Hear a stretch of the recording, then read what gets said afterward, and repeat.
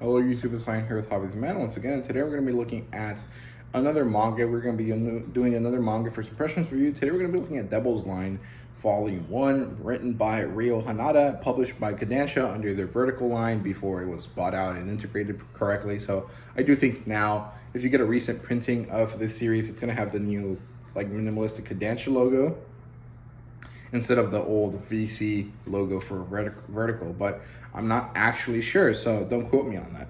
The demographic here is seinen. It's interesting because everything about the series feels shoujo to me. The art style, the kind of emphasis on the characters, the way it's drawn and the way it's written and stuff like that feels shoujo. I don't really care about that. I'm just letting you guys know so that you guys kind of know what I'm talking about. Not necessarily because it bothers me or matters to me. It's mostly like an observation for the sake of this review, right? So don't be offended if you're one of these, very enthusiastic shoujo fans and you get mad that, I called it a shoujo thing when it's a seinen. So, yeah, in terms of genre here, we're looking at dark fantasy. That's what the Wikipedia says about it.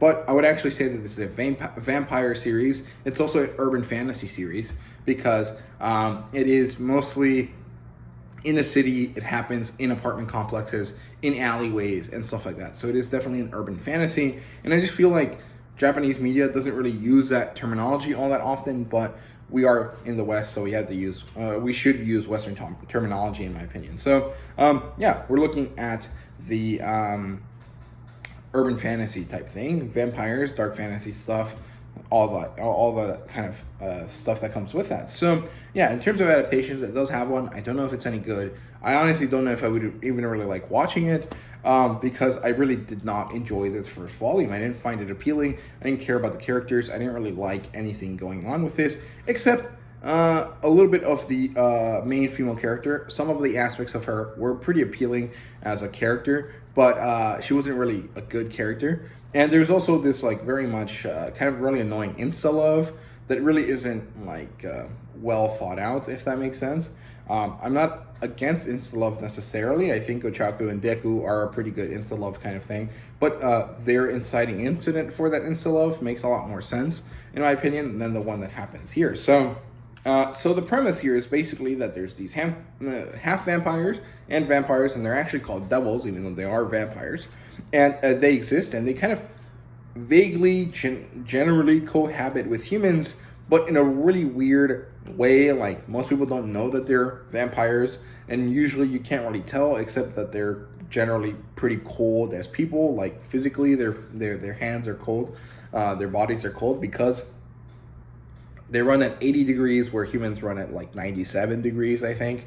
So they're significantly colder than a normal person, but unless you're touching them, you're not going to notice that they're different. And they cohabit, but there's very strict regulations on what they can actually do with each other. And this is because vampires, when they taste blood, can basically go crazy. And, well, this is a big problem, right? So it turns out that the government decides to create its own vampire task force to deal with these vampires. And we follow one of these guys that is in this task force that is a half vampire and is someone that has never tasted blood before, I think.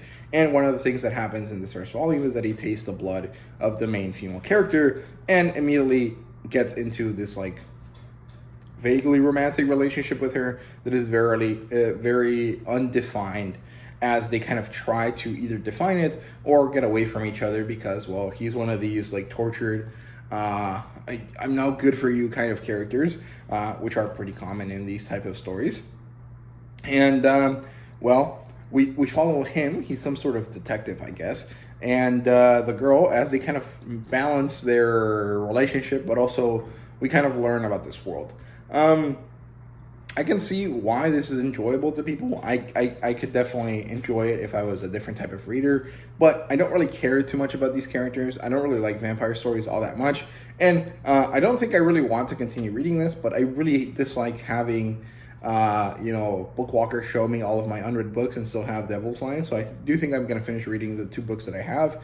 But then I'm going to, leave this series by the wayside and I'm not going to get back to it because It doesn't really feel all that interesting. It doesn't really look like something that I would like. I mostly bought it because it was like 50 cents a piece a long time ago on a sale sometime in 2021, and I thought it might be interesting. And well, it turns out it wasn't. So yeah, I don't know. I'm pretty upset that I wasted my time reading this book because it just didn't really work for me at all. But it was like it didn't work for me like in an egregious fashion. Like I just like nothing about this book was appealing to me, and I don't know. I kind of feel pretty upset about that. I don't know why. Like usually I don't really get too upset about that, but this case I don't know. It really bothered me. So I don't really want to get too deep into like negativity. I don't really want that to be kind of the main thing of the channel. So I think that this is a good place to end this this review. So it's a seinen. It feels like a shoujo. I don't dislike it because it feels like a shoujo. I think shoujo is pretty cool. I don't read too much of it, but there are some series that I like that are shoujo. But the storytelling and the characters just did not work for me. I also don't really like vampires overall, so I think that there's mostly the reasons I dislike it are due to that, not necessarily the shoujo vibes, if that makes sense. So yeah, thank you guys very much for watching. I hope you guys enjoyed, and see you guys in the next video. Thank you guys very much for watching, and see you guys later.